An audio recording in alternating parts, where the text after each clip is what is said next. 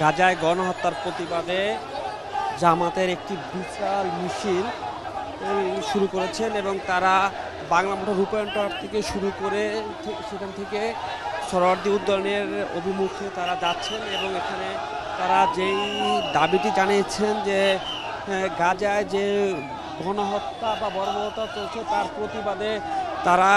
এই কর্মসূচি অংশগ্রহণ করছেন এবং আজকে যে সকল দলের একটা বিশাল জমায়েত সোহরাওয়ার্দী উদ্যানে যেই সমাবেশ হওয়ার কথা সেই সমাবেশে যোগ দেওয়ার জন্যই তারা বিশাল মিছিল সহ তারা সোহরাওয়ার্দী উদ্যানের দিকে অংশগ্রহণ করছেন। আমরা এখানে দেখছি যে এখানে মানুষ প্যালেস্টাইনের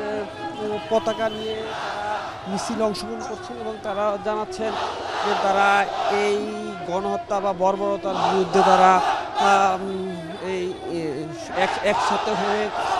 সারা বিশ্বকে তারা জানান দিতে চান যে গণহত্যা যেভাবেই হোক বন্ধ করার আহ্বান জানান এবং তারই অংশ হিসাবে তারা এই তাদের এই প্রক্রিয়া তাদের এই আন্দোলন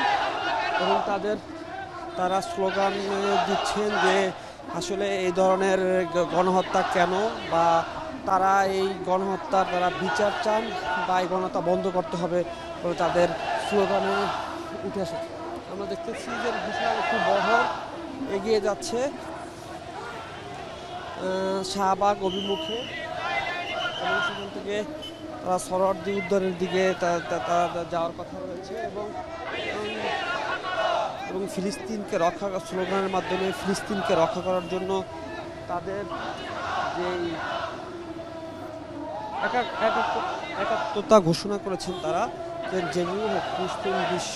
মুসলিম রাষ্ট্রগুলো সহ জাতিসংঘ সহ সকল যদি ঐক্যবদ্ধ হয়ে এই বর্বরতা বা গণহত্যার বিরুদ্ধে দাঁড়ায় তাহলে গাজায় বর্বরতা বন্ধ হওয়া সম্ভব। আজকে মূলত যে গাজার